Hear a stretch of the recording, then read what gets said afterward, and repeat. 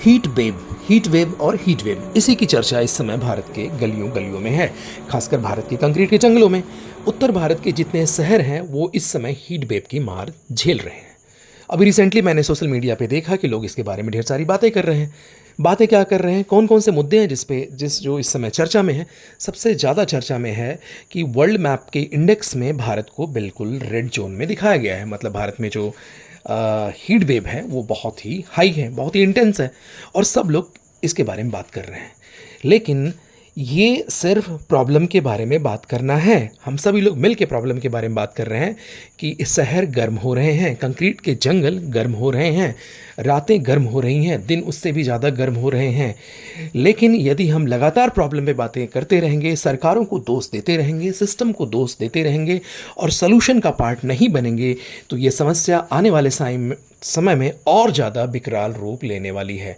तो सलूशन क्या है? सलूशन का हिस्सा क्या बनना चाहते हैं? क्या आप चाहते हैं कि हीट वेव कम हो? क्या आप चाहते हैं कि हम गर्मी का मुकाबला कर पाएँ?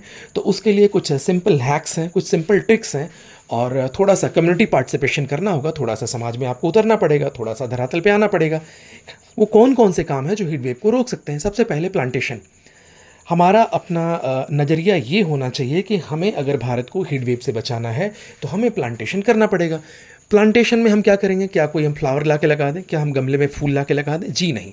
हमें अगर प्लांटेशन करना है तो वो थोड़ा सा मैसिव लेवल पे, रैपिड लेवल पे उन प्लांट्स को लगाना होगा जो कि बहुत ही ज़्यादा छायादार हैं। जैसे पीपल का पेड़ हम लगा सकते हैं, पाकड़ का पेड़ हम लगा सकते हैं, नीम लगा सकते हैं और गूलर लगा सकते हैं, हर वो देसी प्लांट जो कि बहुत ज़्यादा छाया देता है। एक चीज़ तो ये हो गई। पेड़ों को लगाने से कहीं ज़्यादा महत्वपूर्ण है उन्हें जीवित रखना, यानी आपने पेड़ लगा दिया, आप उनको पानी दीजिए। दूसरा ये है कि अपनी बिल्डिंग्स को बिल्कुल वाइट बिल्डिंग्स में तब्दील कर देना है, यानी पीओपी से बिल्डिंग की आउटर वॉल को कवर करना है, ये भी हीट वेव को कम करेगी। थर्ड, एसी का इस्तेमाल कम से कम करना है। अब एसी हमारी लाइफ स्टाइल में शामिल होती जा रही है और फ्रिज हमारी लाइफ स्टाइल में शामिल होती जा रही है, और ये भी कहीं ना कहीं जो सीएफसी है, क्लोरोफ्लोरोकार्बन, ध्यान से सुनिएगा, ये भी हीट वेव को लगातार इन्हांस कर रही है। तो पूरे गहराई में अगर आप जाएंगे तो आपको पता चलेगा कि सरकारें और सिस्टम हीट वेव को दूर नहीं कर पाएंगे। अगर पूरे भारतवासी, 150 करोड़ की आबादी है, we have a good resource, तो अगर इसमें से 50% हिस्सा भी हमारा अगर प्लांटेशन की तरफ मुड़े, 50% हिस्सा भी हमारा इनोवेशन की तरफ मुड़े। इनोवेशन से मेरा मतलब है कि भाई अगर पीओपी नहीं है तो आप वाइट वाश ही करा लीजिए, आप आउटर वॉल्स को वाइट कलर से ही रंग दीजिए, और अपने टेरेस का इस्तेमाल करिए, वहाँ पे ग्रीनरी इन्हांस करिए, गलियों में ग्रीनरी इन्हांस करिए, और तालाबों को पुनर्जीवित करिए, और थोड़ा सा ग्रामीण जीवन शैली की तरफ लौटिए।